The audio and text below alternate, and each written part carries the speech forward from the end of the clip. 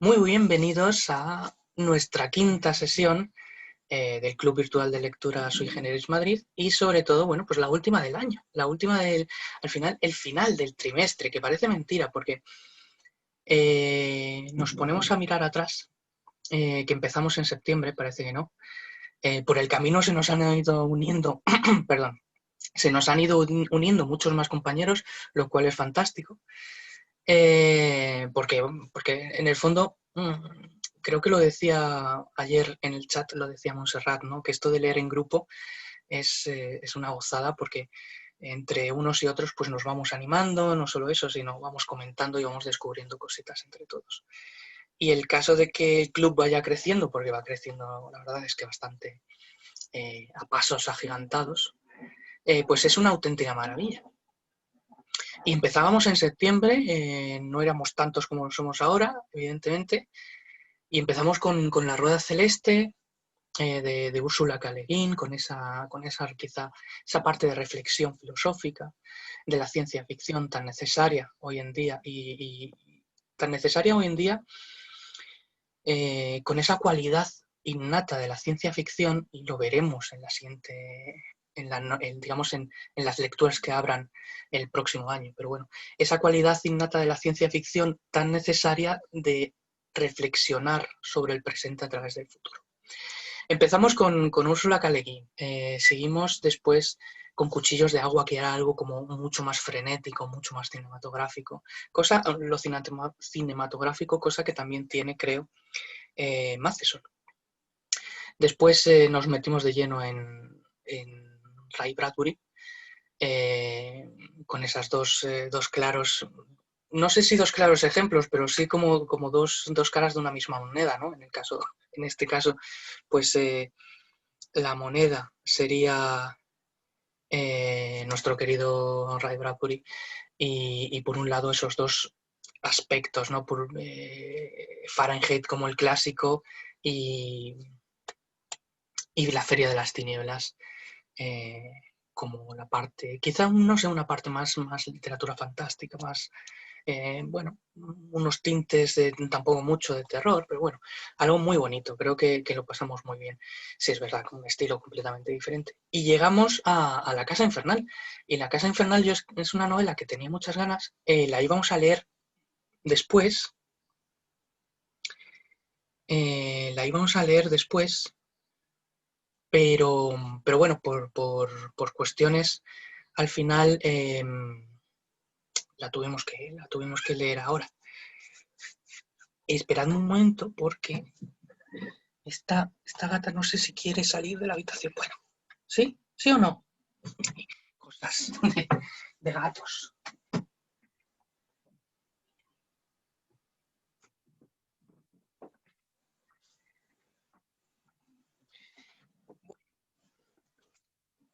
Como os decía, es que Palmi a ella le gusta estar siempre, ¿eh? Le gusta estar siempre aquí presente, pero a veces, bueno, pues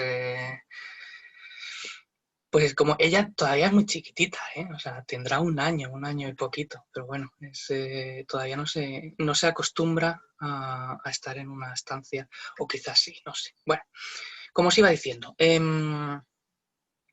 llegamos a La Casa Infernal, que para mí es una auténtica pasada y creo que como cierre de trimestre ha sido un descubrimiento un poco para todos, ¿no? Porque todavía no habíamos tocado de lleno la literatura, digamos, de terror, y tampoco es que La Casa Infernal haya sido muy terrorífica, ¿no? Porque si pensamos en otro tipo de novelas, a ver, incluso otro tipo de novelas como pueden ser, bueno, pues incluso Stephen King, ¿no? Como El Gran Estandarte, o Clive Barker, como la literatura quizá más de un cuño quizá más violenta, eh, o más gráfica, más visual, ¿no? Más que trata el horror corporal, como pueden ser las películas de Cronenberg, ¿no? Todo ese estilo, ¿no? Lo que se llama en literatura splatterpunk, splatter de salpicadura, ¿no? Pero sin embargo, en La Casa Infernal no encontramos Sí hay escenas de violencia, evidentemente, y hay escenas que nos pueden dejar, nos pueden echar un poco para atrás, ¿no? Pero escenas de tensión, por supuesto. Yo estaba pensando sobre todo en una escena que a mí me encanta, que es la escena de la sauna, ¿no? Que después hablaremos de ella, si os parece. Pero bueno, que no habíamos entrado de lleno en este tipo de novelas. Y bueno, me parece que un clásico, porque Richard Matheson además es todo un clásico que merece mucho la pena leer y descubrir, ¿no? Y todas sus novelas o incluso todas sus películas, ¿no? Por aquello que os contaba en la guía de lectura, aquello que os contaba de, bueno, pues que se dedicaba él principalmente, una de sus actividades que más le daban quizá de comer era la de ser guionista cinematográfico, ¿no? Pero bueno, en cualquier caso, un primer trimestre que ha quedado redondo, o eso espero, o espero que os haya gustado todas las novelas que hemos estado leyendo. Para empezar, quizá para empezar a hablar de La Casa Infernal, yo empezaría hablando un poco de los personajes. Y eso es algo que, ojo, lo repito, tampoco es cuestión de que esté hablando yo aquí completamente solo. O sea, solo no, porque estamos hablando todos, ¿no? Estamos hablando nosotros. Pero sí es verdad que, bueno, que de alguna forma que si queréis mm, aportar cualquier cosa, pues evidentemente sois libres de hacerlo y os invito a ello porque qué más bonito, ¿no? Que hablar de literatura todos juntos en, en el club, ¿no? Para eso está, ¿no? Para que todos demos nuestra opinión. Como os decía, hablar un poquito, yo creo que para empezar, lo que más llama la atención o lo que más me llama a mí la atención son los personajes. Y los personajes son como, además son como puntos totalmente distantes entre sí, ¿no? Porque por un lado tenemos la pareja formada por Barrett y por Florence. O sea, no tanto su mujer, Edith, o Edith, nunca sé pronunciarlo, la pobre.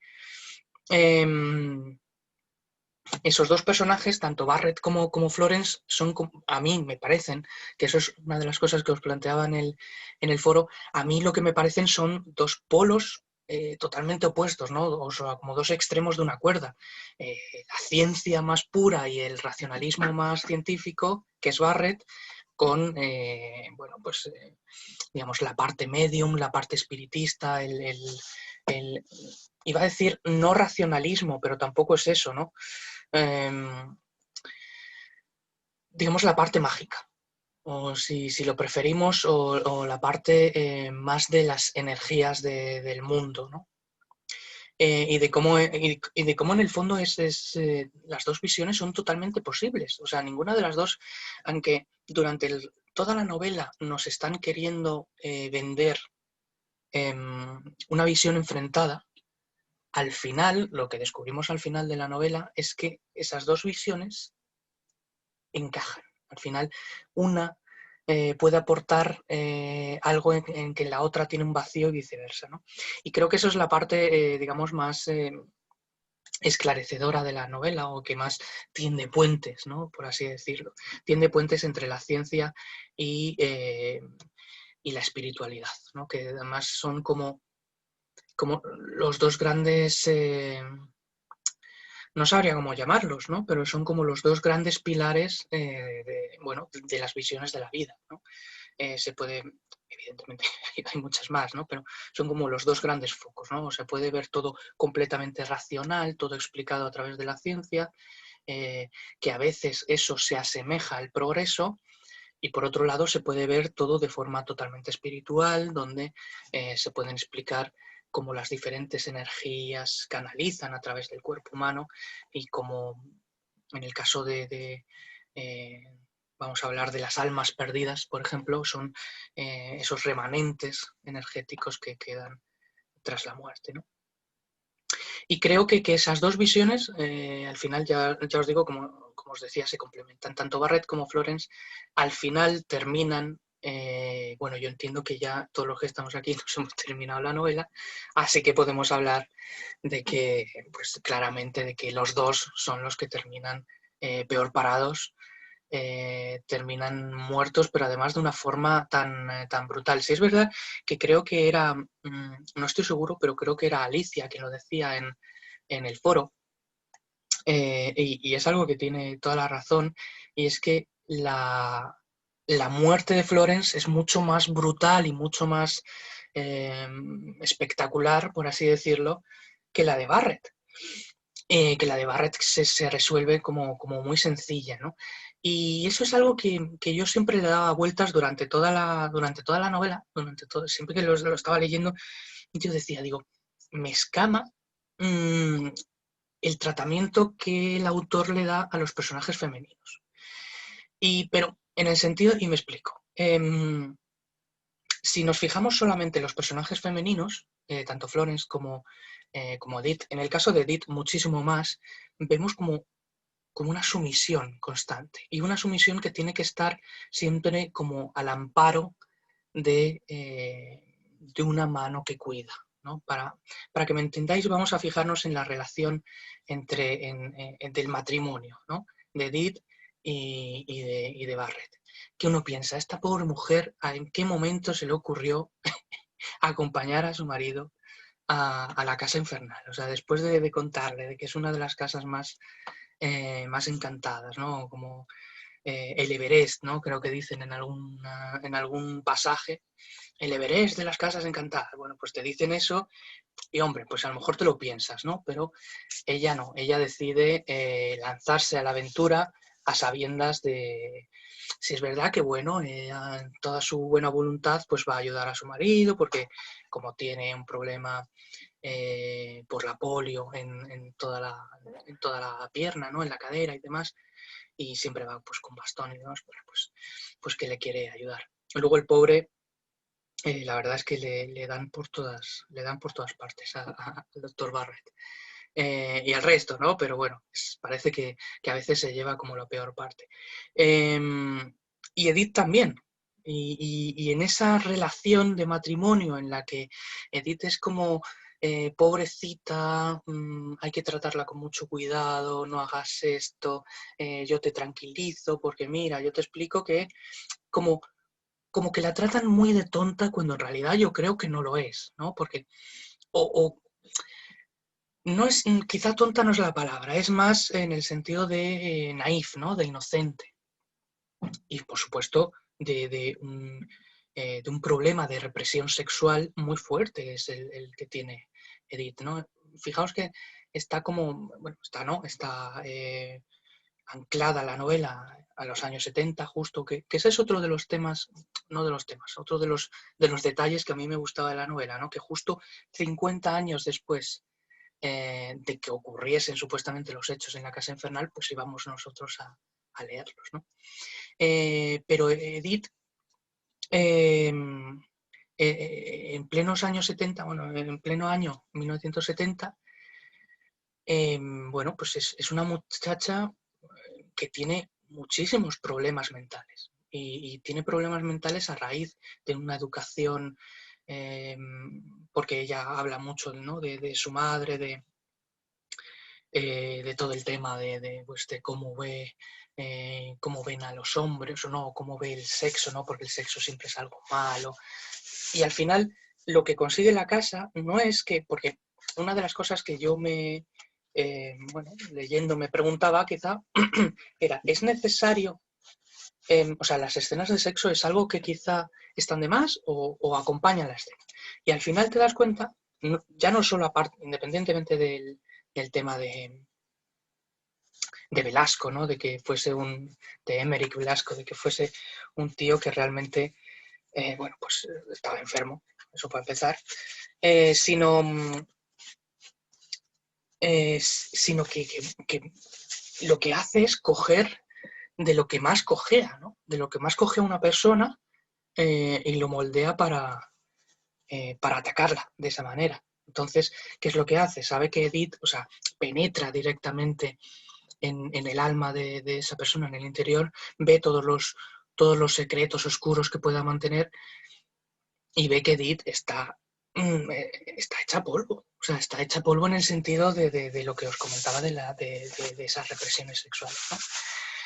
Y en el caso, por ejemplo, sin embargo, en el caso de Florence, que es la otra contraparte femenina, bueno, no es una persona, o por lo menos no se nos habla como una persona que esté reprimida, ni mucho menos, sino que quizás sí que es más recatada, es una persona recatada, ¿no? Y aún así utiliza, digamos que el poder de la sexualidad para acabar con los personajes, de despojarlos, ¿no? De esa, quizá de esa racionalidad, ¿no?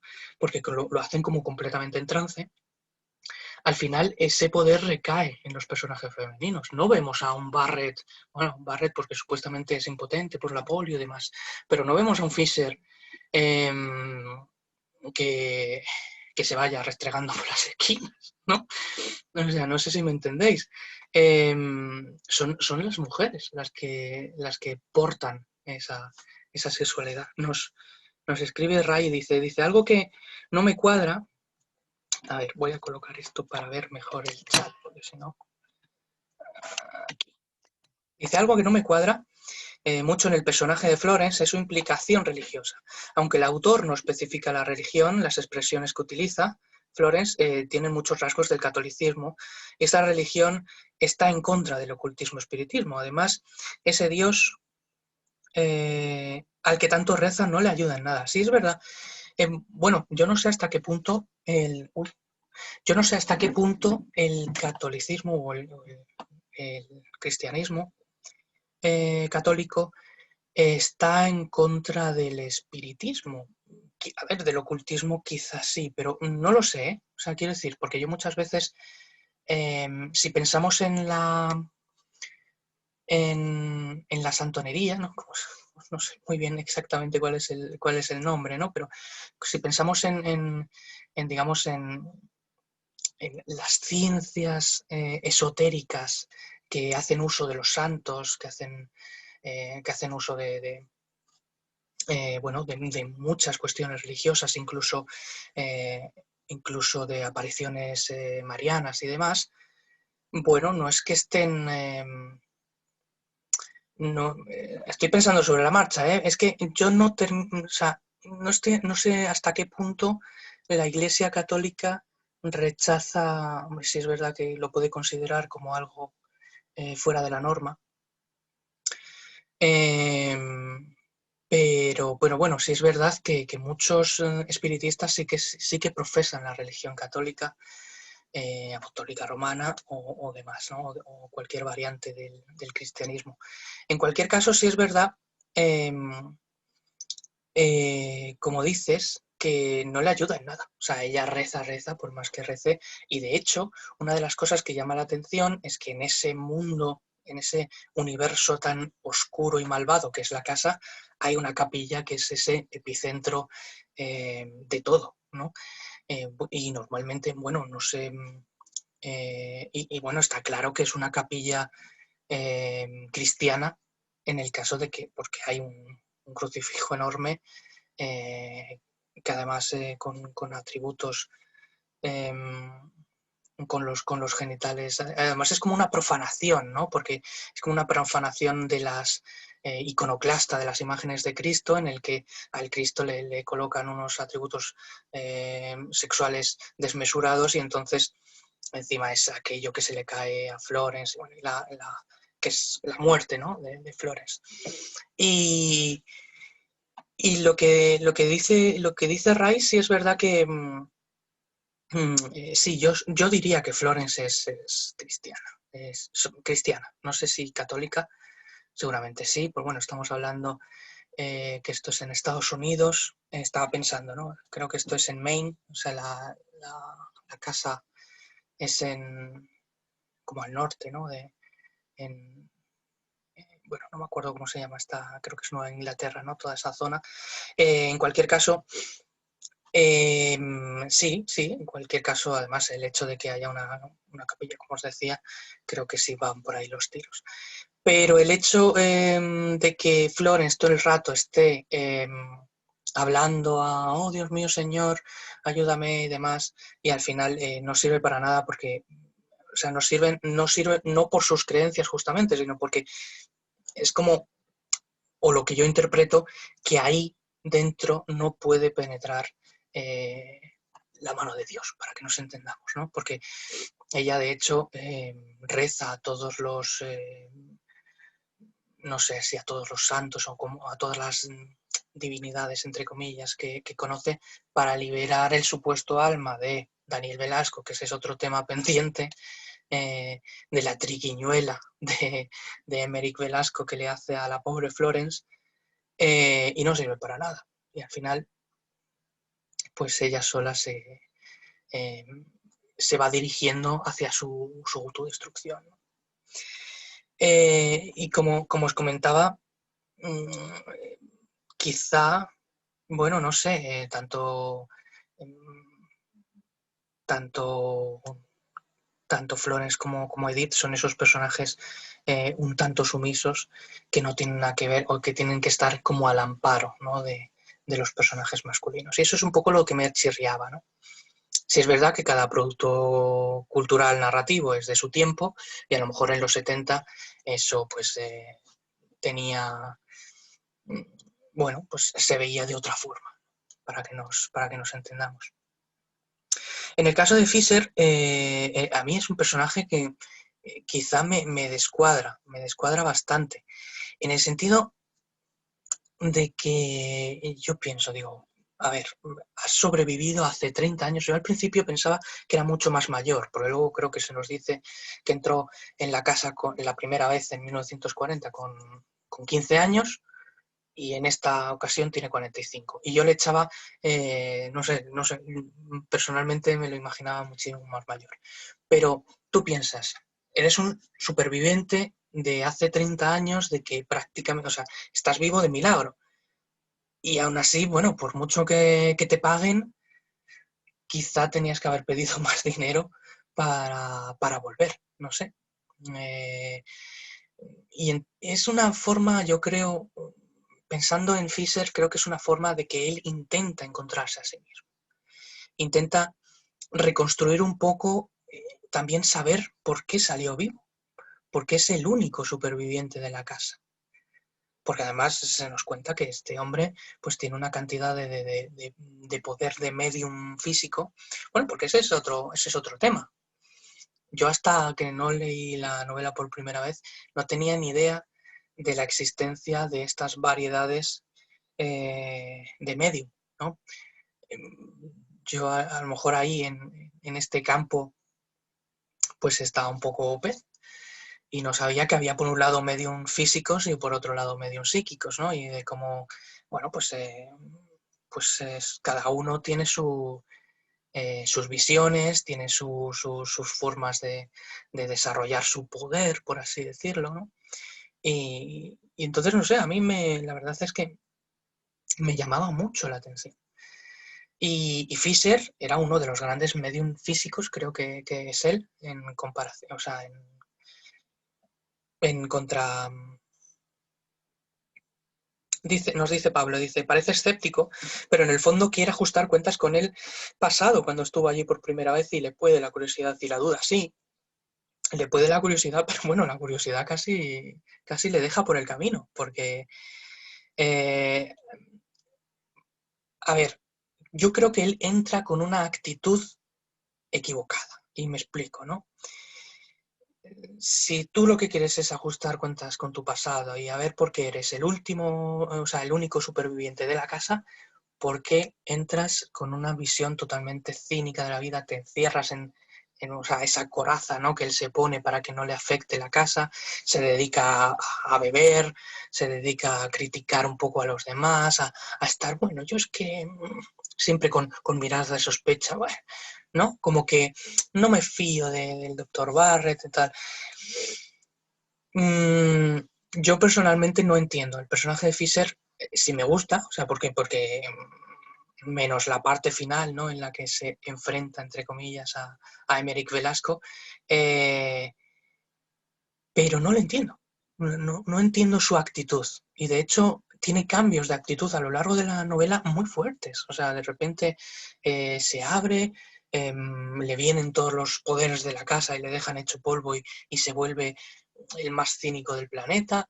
En fin, es un personaje que a mí me intriga bastante en el sentido de no entenderle, de no saber por dónde, porque sin embargo, si a lo mejor tanto a Florence como a Edith, como a... ya está, no hay más, como a Barrett, puedes ver por dónde van los tiros en el sentido de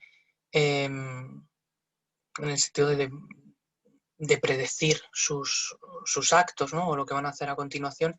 A Fisher no, Fisher... Y de hecho, ni siquiera es un poco heroico, ¿no? Porque cuando tiene que salvar a Barrett de la sauna, porque está la otra delante, que si no, cogía y se iba. Nos dice Alicia, dice, a mí Fisher me despistó bastante, parece que entra en la casa solo por el dinero. En gran parte de la novela no aporta nada, es verdad. O sea, es que no aporta absolutamente nada. Simplemente está ahí como un observador más. O sea, es que hace más Edith, que en realidad la pobre ni pincha ni corta, o sea, no era ningún tipo de investigadora, o sea, no iba a trabajar, ¿no? Para que nos entendamos. Hace más ella que Fisher. Fisher, si acaso, bueno, pues es un vehículo más de la casa, ¿no? En el sentido de que, por ejemplo, cuando las fuerzas espirituales o el espíritu de Velasco ataca y posee a Edith, una de las primeras veces que la lleva fuera al pantano, y la salva Fisher, después simplemente Fisher es un vehículo como para tentar, ¿no? Para la tentación sexual. Así que a mí me despista muchísimo. No entiendo, o sea, yo entiendo, por ejemplo, lo que nos dice Pablo, de que está como escéptico y que quiere, y que entra, le puede la curiosidad y la duda, pero puede que ese fuese su primera intención, pero después no hace prácticamente nada. Y eso es una lástima, ¿no? Porque, quiero decir, como que desaprovecha toda una semana que todo se podría haber acabado bastante antes si quizás si hubiera hecho algo, ¿no? O a lo mejor hubiera evitado las muertes de la pobre Florence, que a mí al principio tengo que reconocer que a mí Florence me ponía de los nervios, pero que después me da bastante lástima, ¿no? Porque la pobre la engañan vilmente, que ese es otro de los aspectos, ¿no? Otro de los aspectos que el autor aporta como cualidades a los personajes femeninos, que se les engaña, digamos, muy fácilmente. Frente a que Barrett y Fisher, Barrett evidentemente todo tiene una explicación racional, sin embargo, a Florence la engañan con todo el tema de Daniel Velasco, que existe pero que no existe, que sí que no, que al final, mira, hombre, ayúdame, y luego pasa lo que pasa, ¿no? Y a Edith, evidentemente, bueno, pues la engañan de todas formas. De todas formas, yo a Edith sí que hace cosas incomprensibles, como te están diciendo que es una casa que lleva, pues eso, abandonada, bueno, no solo abandonada, sino que está llena de fuerzas malignas y que lleva como mínimo 30 años cerrada, y tú coges una botella de licor que había por ahí, pues que a saber te pueden entrar los 7 males, ¿no? Pero a ella le da lo mismo. Más cosas. Bueno, una de las cuestiones es que los dos personajes que mueren, Barrett y Florence, yo lo que veo es que mueren pues como si fueran realmente héroes. O sea, como si fueran héroes narrativos, o sea, héroes de la novela. Una de las cosas que en narrativas, digamos, quedan como arquetipos, ¿no? Quedan como esquemas fijados, estructuras fijadas de la narrativa y de la novela, es que un verdadero héroe, al final, y eso bueno, pues, ¿no? Nos viene de muy atrás, ¿no? Incluso de la literatura clásica, ¿no? Pero que un verdadero héroe al final tiene que morir. Para convertirse realmente en héroe, muere, ¿no? Y, por ejemplo, pues ahí podemos ver, se me ocurre el Quijote, por ejemplo, o Sherlock Holmes, por ejemplo, es otro tipo de héroe que necesita morir, ¿no? Bueno, morir, aunque después lo revivió Conan Doyle, pero murió en ese momento, en esa batalla final con Moriarty, ¿no? Pero todos estos personajes, para convertirse en verdaderos héroes, necesitan la muerte como para sentar la base de su estatus. Y en el sentido de esta novela encontramos que son realmente, tanto Barrett por un lado como Florence por otro, son los particulares héroes de las novelas, de esta novela. Decía novelas en plural porque estaba pensando en que cada uno podría protagonizar su propia historia independiente, dentro de la misma narrativa, y cada uno sería el protagonista y héroe final, ¿no? En esa lucha final, al final, bueno, pues tienen que morir, ¿no? Y tienen que morir además de unas formas horribles. Más horrible en el caso de Florence, que cuando yo leía, no os recordó a vosotros no os recordó a vosotros nada, ¿no? Esa muerte de Florence con la caída de la cruz. Bueno, pues a mí personalmente me recordó a esa escena inicial del Día de la Bestia, en el que una cruz, bueno, no sé si gigante, pero bueno, una cruz enorme dentro de una iglesia se le cae encima a un sacerdote. No sé si os acordáis del Día de la Bestia, si no lo habéis visto, pues bueno, pues es uno de los grandes clásicos del fantaterror español. Bueno, no tanto del fantaterror, porque eso es más de los años 70, 80, pero sí del género fantástico y de terror español. En fin. A mí me recordó mucho. Y fijaos que uno de los temas, una de las cuestiones también que yo le daba vueltas es por qué la fijación que tiene Matheson con el tema radiactivo. En el reversor, ¿no? La máquina esta de Barrett, lo que hace es, bueno, lo que nos explica más o menos, que tampoco es que haya una explicación científica muy, muy elaborada, pero bueno, lo explica, digamos, para que nosotros lectores de hoy lo podamos entender perfectamente, y lectores de entonces también, ¿no? En el fondo, como que polariza la radiación que queda presente y demás, ¿no? Bueno, y como que la disipa, ¿no? La disipa o la repele, ¿no? De alguna forma, creo recordar, ¿no? Que es un poco la explicación. Y a mí me gustaba, o sea, me gustaba la idea, ¿no? De este reversor que parece que es como un antecedente de los cazafantasmas, ¿no? Como que repele o que elimina los espíritus, ¿no? De la casa y los espíritus de esta casa en concreto. Pero a Matheson le fascina el tema de la radiación. Y aquí, en La Casa Infernal, es como algo que, claro, no termina de ser positivo del todo, pero que sí es, digamos, forma parte de la radiación como una visión positiva. Pero si nos vamos a otra de sus novelas, que es una de la que os hablaba yo en la guía, que es El increíble hombre menguante, que no me salía, ahí el personaje atraviesa una nube de radiación y es lo que le hace que se vaya encogiendo cada vez más hasta convertirse en un ser infinitesimal, que cada vez va desapareciendo más en el infinito. Y ahí, sin embargo, claro, ahí la radiación sí que es algo negativo, ¿no? Porque no olvidemos que Carl Fisher es hijo de un momento histórico en el que la radiación, bueno, pues provoca realmente daños irreparables en la humanidad, ¿no? Pero me hacía un poco, ¿no? O sea, me hacía gracia en el sentido de cómo cambia, ¿no? Esa visión de la radioactividad a lo largo de los años, ¿no? A lo largo de primero, un poco con ese increíble hombre menguante, que la usa como vehículo de ciencia ficción, y después cómo lo utiliza como algo positivo en el terror, ¿no? Em, ¿Qué más? ¿Qué más? Bueno, una de las cosas que a mí me gustaba, no sé vosotros, no sé qué pensáis, pero una de las cosas que más me gustaba a mí de la novela es la recreación de los pensamientos de los personajes.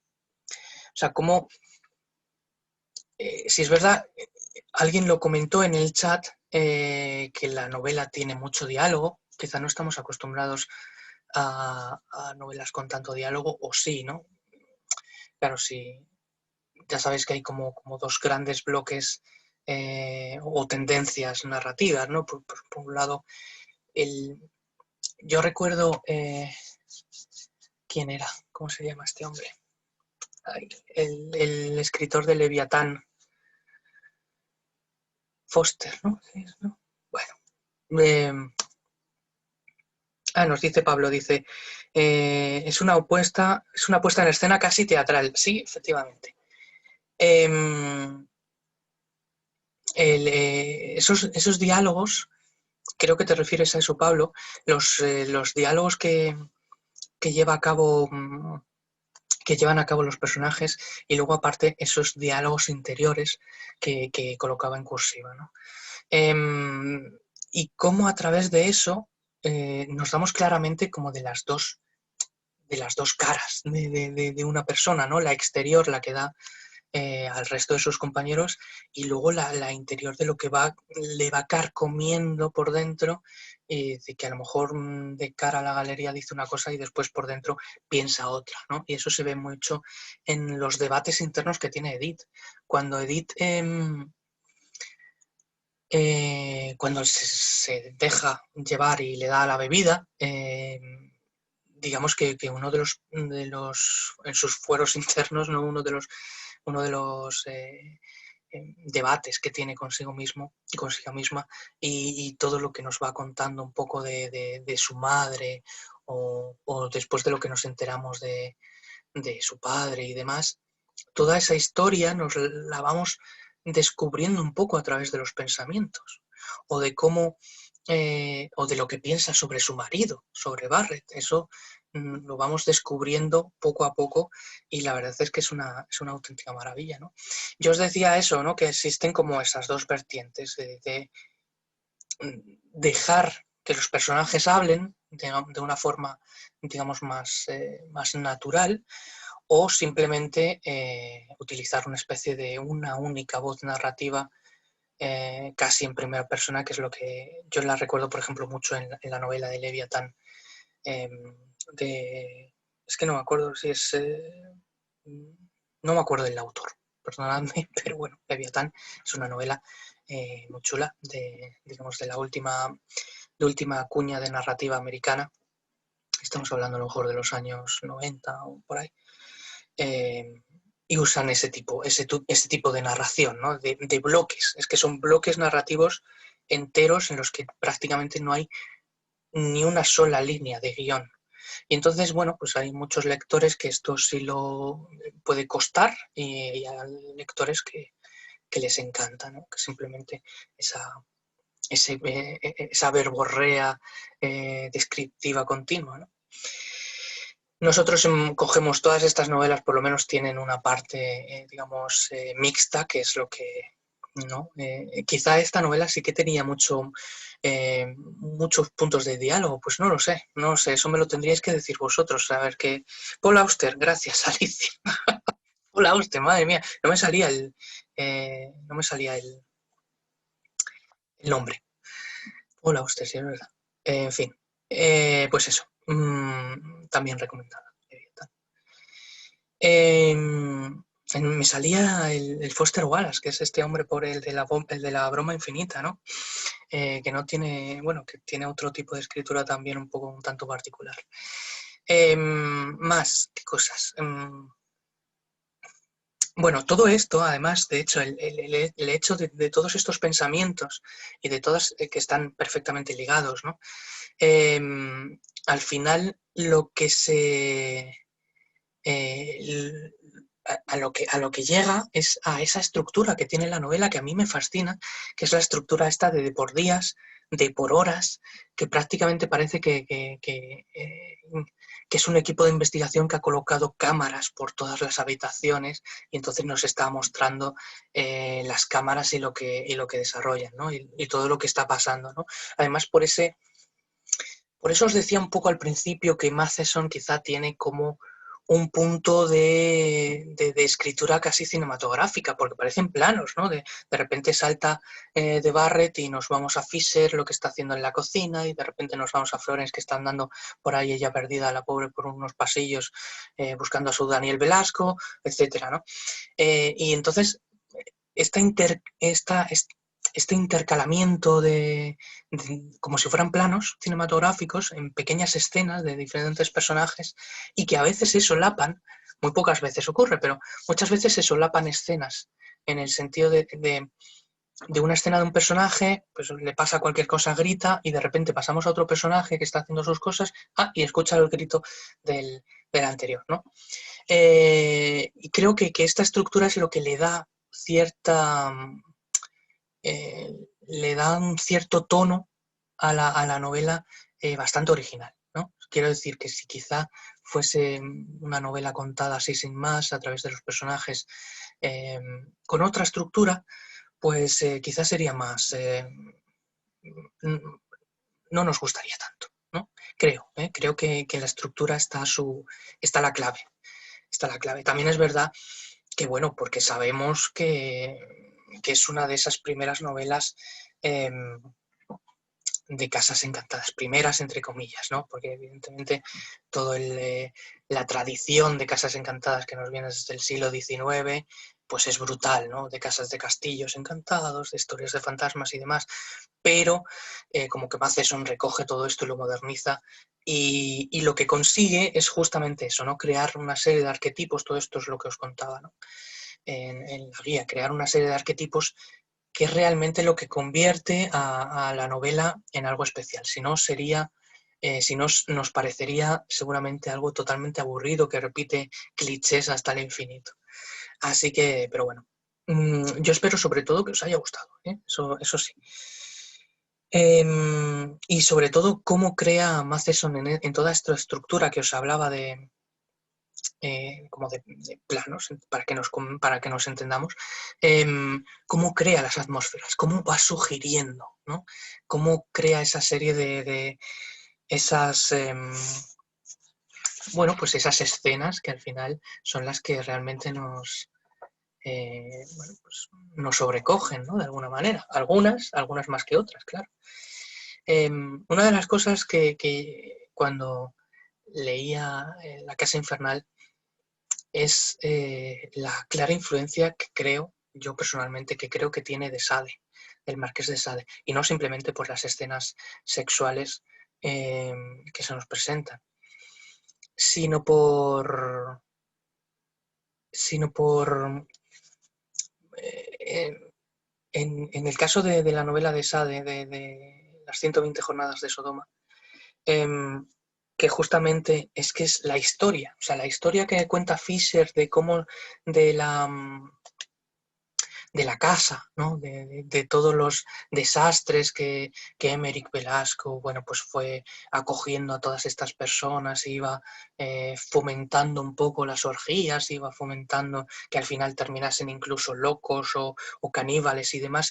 Toda esa historia de la casa y que le da el toque magistral y el toque terrorífico, eso, todo es un resumen perfecto de las 120 jornadas de Sodoma, de esas personas. Bueno, claro, a ver, las 120 jornadas de Sodoma es una novela del siglo XVIII, de finales del siglo XVIII, cuyo estilo es completamente distinto, es bastante brutal y no se la recomendaría a nadie en el sentido de que es una novela muy cruda y de que se pasa muy mal leyendo, pero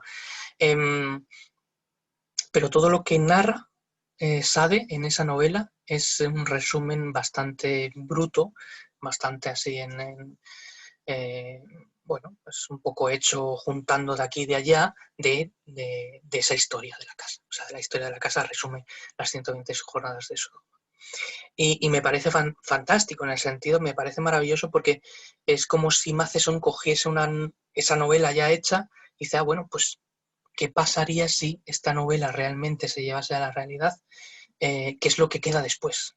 De todas estas atrocidades, ¿qué es lo que queda después? Y lo que queda después es esa casa infernal tan malvada, ¿no? Bueno, queda ese desgraciado que es Emeric Velasco, que creo que no tiene otro nombre, que es una persona totalmente enferma, tan enferma como para llegarse a mandar a que le cortasen las piernas para ponerse prótesis y parecer más alto. Pues sí, pues eres una persona que no está muy bien de la cabeza, ¿no? Creo yo, vamos, no creo que haya nadie que en su sano juicio se quiera cortar las piernas. Bueno, en cualquier caso, ¿qué os está contando? Sí, bueno, que todas esas monstruosidades dejan huella, ¿no? Todas esas monstruosidades de la casa. Os tengo que decir una cosa, yo tuve la oportunidad de ver la versión cinematográfica de 1973. Y tengo que decir que me gustó, pero no me gustó. Es decir, es una adaptación, y ojo que encima el guión cinematográfico es del propio Matheson, ¿eh? Pero es una adaptación muy fiel, porque si tú te estás leyendo la novela, prácticamente paso por paso van sucediendo todos los eventos en la película, en el mismo orden y de la misma, más o menos de la misma forma, pero a la que se le han quitado todos los elementos sexuales, absolutamente todos. También supongo que por la época, ¿no? Estamos hablando de 1973 y si querían hacer una película que se pudiese exhibir en cines, por mucho que fuese de terror, tenían que cuidar un poco, digamos, las formas. Lo que ocurre es que la forma de, bueno, es una forma en la que está rodada la película bastante rara, con unos planos súper cerca, a lo mejor están los dos personajes hablando así de cerca y la cámara totalmente cerrada, ¿no? Sobre ellos, tiene unos planos súper raros, pero no se entiende. O sea, la película, si una persona no ha leído la novela, no entiende absolutamente nada. O sea, yo la entendí de qué iba toda la historia porque ya me había leído la novela y ya la tenía más fresca y sabía por dónde iban los tiros, pero la forma en la que están ligadas las escenas en la película, pues bueno, hace que cualquier espectador se pierda un poco.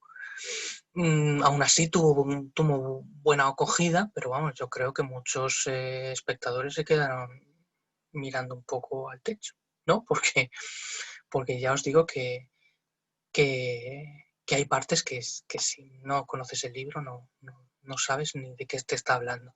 Aún así, yo la recomiendo. Yo la recomiendo como complemento a la lectura. Creo que puede ser una versión bastante chula. En cualquier caso, a mí me encantaría que se hiciese una buena adaptación de esta novela porque creo que merece la pena. Merece la pena, no sé vosotros qué decís. Y luego, por supuesto, bueno, hay una serie de escenas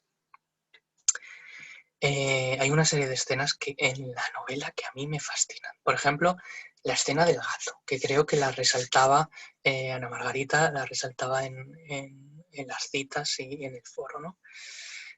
Sí, la escena del gato a mí me parece fascinante y más claro, pues los que tenemos gatos o los que estamos siempre ahí los mimitos, ¿no? De un lado para otro y de repente esta escena tan brutal y además tan detallada, ¿no? Creo que hasta parece que la estás oyendo y escuchas esos maullidos amenazadores, ¿no? Del gato. Y además que yo no sé por qué, pero creo que no lo dice. No estoy seguro, ¿eh? Ahora mismo no estoy seguro, estoy dudando. Dice Ana Margarita que para ella terrorífica. Es totalmente. Y no estoy seguro, pero no sé si dice el color del gato. Pero yo inmediatamente, aparte de que mi gata es negra, me lo imaginé como un gato negro. Pues supongo por, por todo aquello, ¿no? de esa superstición que hay empapada, ¿no? en todo Occidente, de, por desgracia, de pobres gatos negros, de que si dan mala suerte. ¿Sabéis que los gatos negros son los últimos que se van em, de las casas de acogida estas de animales? Perdón, no me sale. Ya, creo que lo que dice que es negro, pues mira, pues entonces iba a decir blanco en botella, pero bueno, pues negro y con pelos. Efectivamente, sí, o sea, los gatos negros son los últimos que son los últimos en adoptarse, porque la gente todavía como que tiene quizá algo ahí en el subconsciente que, eh, no sé, supongo que queda, ¿no? Que queda un remanente de que si hay un gato negro, pues algo malo. Bueno, pobrecitos. Eh, y este ataque del gato a mí, como Ana Margarita, me fascina, pero por la brutalidad, ¿no? Y por la brutalidad de cómo clava, cómo nos lo cuenta, cómo nos lo cuenta Matheson. Creo que la forma en la que cuenta el ataque, no sé vosotros, o sea, lo que opináis, ¿no? De esa escena, pero a mí me parece fascinante. Y sobre todo, Dice, dice, yo tuve uno negro y parecía estarle viendo. Claro, es que es eso, es esa secuencia que al fin y al cabo tampoco es tan larga. O sea, es algo que pasa demasiado rápido, ¿no? Como en el fondo parece que también te puedes imaginar un ataque de un gato. Bueno, aunque ojo, hay ataques de gatos que... Dice una escena visceral y salvaje. Sí, quizá esas sean los calificativos, ¿no? Porque te quedas totalmente frustrado de no saber qué hacer, ¿no? De no saber cómo, bueno, la pobre Florence se salva, digamos, un poco por los pelos, ¿no? Y además, bueno, queda hecha polvo la pobre. Dice, cuando le muerde la cabeza, sí es verdad, dice Ana Margarita, cuando le muerde la cabeza, sí, o sea, esos gatos que a lo mejor los hemos visto, pues, no sé, pues en imágenes. Yo creo recordar que en algún vídeo de algún rescate, ¿no? De estos de animales callejeros, pobrecillos, ¿no? Cuando los gatos se ponen muy agresivos, en parte por miedo, ¿no? O en parte porque, como en esta escena, porque están poseídos, esos cómo arquean la espalda o cómo echan las orejas hacia atrás y atacan, ¿no? Y maullan. Y creo que esa escena lo tiene todo. O sea, y te hace sentir realmente que estás como en peligro, ¿no? Que creo que eso es lo bonito de la ambientación de Matheson, que consigue transmitir al lector esa parte, ¿no? De toda esa escena. Otra escena, por ejemplo, que a mí me parece fascinante es la sauna. La sauna cuando está Barrett, que se queda encerrado en la sauna. No sé, a mí me deja realmente eh, acongojado, ¿no? Me deja como es una escena que se me queda. O sea, si tuviera que, o sea, días después de terminar la novela, lo que una de las cosas que pienso en las escenas que se me quedan, una es la escena del gato, quizá también la muerte de Florence, em, la escena final de Edith, de cuando, me explico, la escena final de cuando va recorriendo la casa y se le van apareciendo ese desfile de espíritus en el que pues sale uno comiendo carne humana o creo que sale también su padre persiguiéndola, ¿no? Etcétera, ¿no? Sabéis a qué escena me refiero. Y luego, por supuesto, la escena de la sauna. Esa escena en la que está totalmente, bueno, que poco más que muere ahí Barrett, o sea, prácticamente casi muere, si no le llegan a sacar, se podría haber asfixiado, ¿no? Eh, se podía, bueno, se podía haber quedado prácticamente ahí el pobre sin nada, ¿no? Si no le llegan a ayudar. Y entonces toda esa escena, como os decía, en la que solo ve vapor en la oscuridad, o yo me lo imagino en la oscuridad, eh, y de repente hay una masa líquida, viscosa, que se va asomando y que encima no saben muy bien lo que es, porque esa escena no se resuelve. O sea, no nos dicen, bueno, pues era esto, ¿no? hablan quizá un poco que sí, que quizá es algo del pantano, pero no nos dicen nada, ¿no? Nos dice, dice, además es que está tan bien escrito, es como si lo vieras. Sí, efectivamente. Es quizá el gran em, eh, el gran logro de Richard Matheson, es que te hace ver las escenas, te hace que te estremezcas en ese momento. Y luego, por último, a mí quizá lo que más me gustaría destacar es cómo divide los espacios Richard Matheson, ¿no? Y cómo consigue durante toda la novela crear una burbuja alrededor de la capilla. A ver si me consigo explicar. O sea, durante toda la novela la capilla siempre se evita, porque la visitan al principio, ven cómo está, además como aquello está decorado de forma totalmente pornográfica y claro, para ellos es una profanación absoluta, pero bueno, ni siquiera saben lo que hay ahí.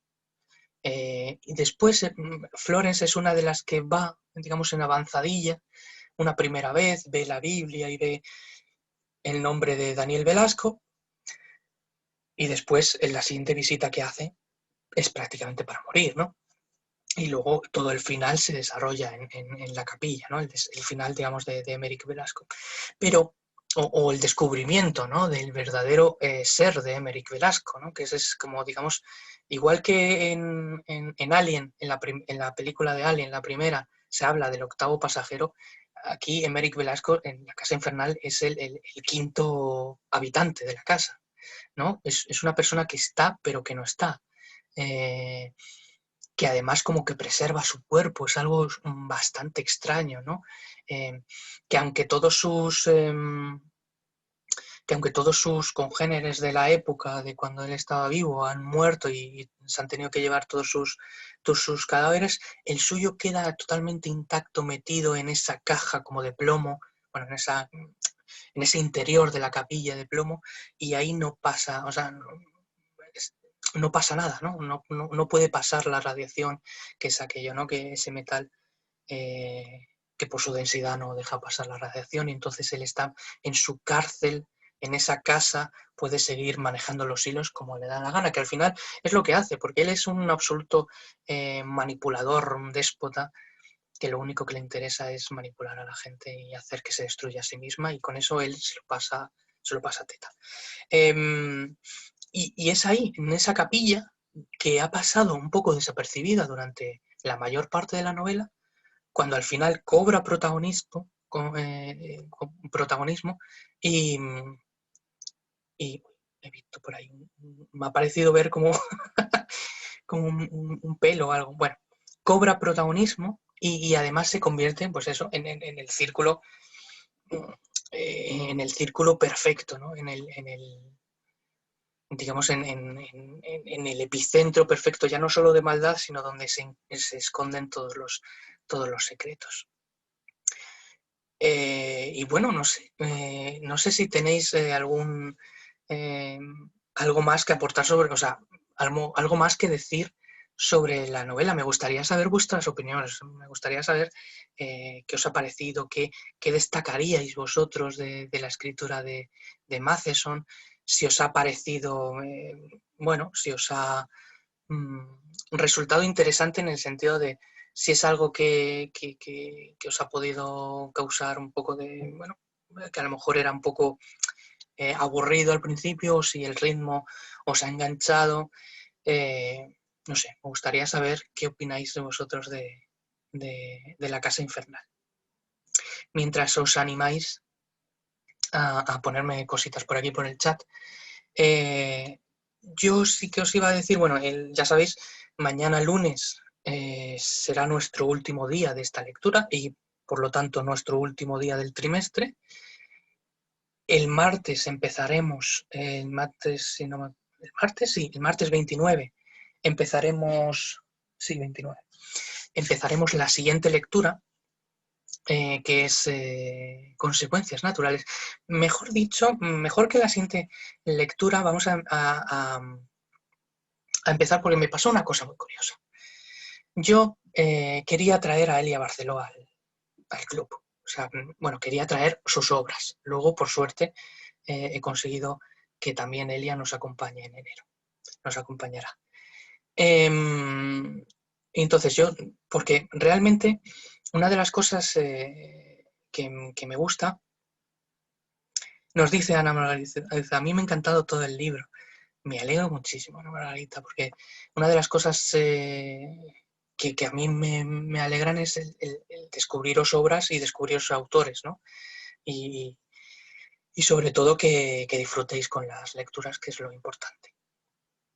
Y con lo que se queda, ¿no? Con el pozo que dejan las lecturas. Decía un escritor, que ahora sí que no recuerdo quién es, pero decía un escritor que lo importante de la literatura es contarnos historias unos a otros, ¿no? Y que las historias siempre nos dejan un mensaje. O sea, detrás de toda historia siempre hay un mensaje. Mejor o mejor desarrollado o peor expresado, pero siempre hay un mensaje y eso es lo que realmente se nos queda como lectores, ¿no?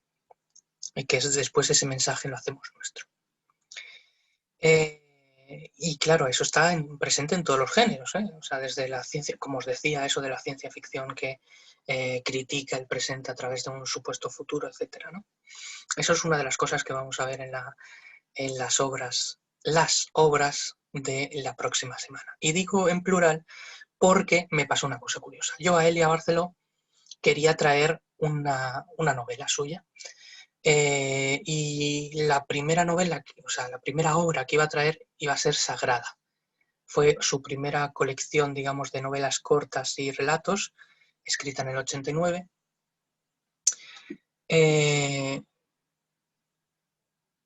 Dice Alicia, a mí me ha sorprendido el formato tipo diario y lo visuales que eran muchas de las escenas, efectivamente. Yo creo que es lo visual que es esta novela, es fantástico, dice Ray. Dice, la novela me ha encantado, trepidante, visual, quizá el final un poco flojo. Sí, es verdad que eso es el final es como muy precipitado, como muy quizá rebuscado, ¿no? Aquello de que Emeric Velasco estaba ahí metido, ¿no? En esa caja y que de repente Fisher como que se mete un poco con él y se disipa, ¿no? Dice Pablo, me gustó cómo interactúan en la trama los 4 personajes. Está muy logrado el clima y la tensión dramática en unos personajes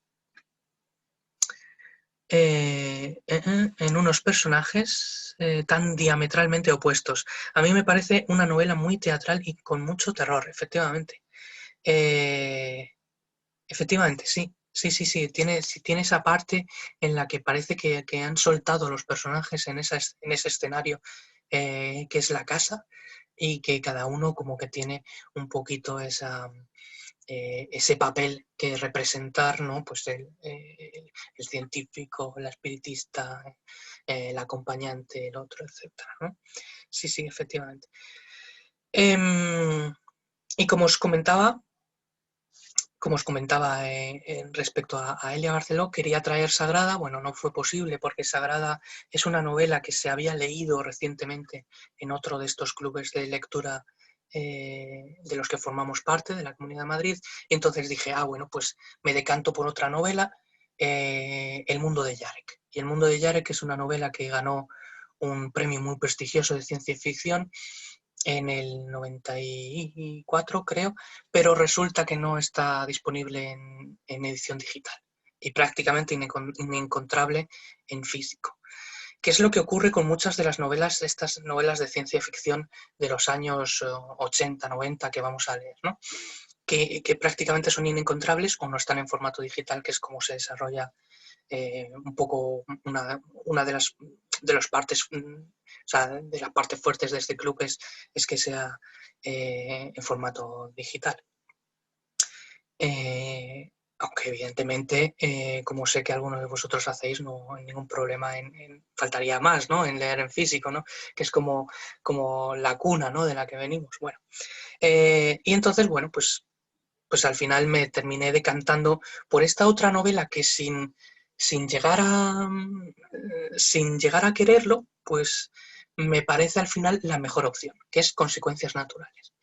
Consecuencias naturales, como ya os comentaré y ya veréis en la guía de lectura, es una novela, bueno, lo primero que tiene mucho humor, es una crítica muy voraz, mordaz y brutal, una crítica feminista al pensamiento machista, que se escribió en los años 90, se escribió en el 94, y 26 años después tiene un pensamiento igual de vigente. Y hace mucha crítica, pues, al lenguaje inclusivo y demás. Y entonces lo que ocurre es que es una novela corta. Y entonces, para complementar un poco esta novela de Elia Barceló, maravillosa por otro lado, y que hay que dar las gracias a editoriales como Cromonauta, que la reeditaron el año pasado porque era imposible de volver a encontrar, pues vamos a complementar toda esta novela con un relato también de Elia Barceló, uno de los relatos que ganó también el prestigioso premio de los premios Ignotus que da la Asociación de Ciencia Ficción Española en el año 91. Así que, bueno, con estas dos lecturas, Consecuencias naturales las 2 primeras semanas y el relato de La estrella se llama, que está metido en una antología que también la tendremos a través del club, de estos dos textos de Elia Barceló, que además tienen mucho que ver entre sí, de una ciencia ficción bastante chula.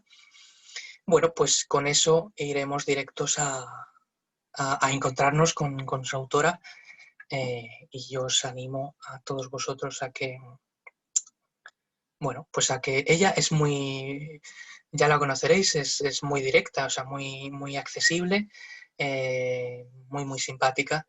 Y la verdad es que una de las cosas que quería hacer, una de las actividades que quería proponer era dejar en el foro abierto un hilo sobre preguntas que haríais a Elia Barceló, por si lo que sea en el momento del directo o no pudieseis asistir o no os animaseis a preguntar, pues yo se las haría llegar sin ningún tipo de problema. Así que poco más. Para mí ha sido un placer compartir esta última sesión, bueno, compartir todas las novelas este primer trimestre y todo lo que nos queda del curso iba a decir sin vacaciones de por medio, porque nuestras vacaciones en el fondo son las lecturas, ¿no? O sea, el viajar a diferentes partes a diferentes escenarios a través de los libros es un poco lo que nos hace que evoquemos un poco, ¿no? O sea, que nos dispersamos un poco de la realidad. Para mí ha sido un placer, y es un placer compartir el club con vosotros y que en el fondo seáis tan activos, porque eso dice mucho, ¿no? Y yo lo agradezco muchísimo. Os invito a que sigáis siendo todavía más activos, que sigáis, bueno, pues con todo el tema de extraer las citas, de comentar en el foro, comentar en el chat, y aportar un poco entre todos algo, que es lo importante. Bueno, sobre todo felicitaros estas fiestas y, por supuesto, por fin dejamos atrás el 2020, que ha sido un año horrible y un año eso sí que ha sido terrorífico, y no la casa infernal. Dice Ray, un placer como siempre, muy feliz año y felices lecturas, por supuesto. Efectivamente, y eso, ¿no? El, el dedicaros, bueno, el desearos que un nuevo ciclo que se abre, que nos traiga luz a toda la oscuridad que ha sido todo este año, que el terror solo lo dejemos en las páginas de los libros, por favor, que sea solo terror ficticio, y bueno, y de verdad que os deseo muy buenos deseos en este nuevo año, pero que me sigáis acompañando en el club, ¿no? Que creo que es lo bonito y como debemos seguir debatiendo todas estas lecturas. Así que felices lecturas a todos, feliz año y nos vemos, bueno, empezamos, ya sabéis que empezamos la semana que viene la nueva lectura, como os decía, y poco más. Así que muchísimas gracias por estar ahí, todos los que habéis estado o los que veáis después todos los... felices fiestas a todos, nos dice Rosy. Felices, bueno, a través también los que nos vean después. Dice Pablo, dice, a ver si me apaño con el Adobe. Si no te preocupes, Pablo, que cuando llegue el martes, bueno, pues entre todos te echamos una mano para que leas la novela correctamente. Así que no te preocupes. Así que nada, poco más. Muchísimas gracias a todos y nos vemos nada en unos días, en unas semanas. Chao.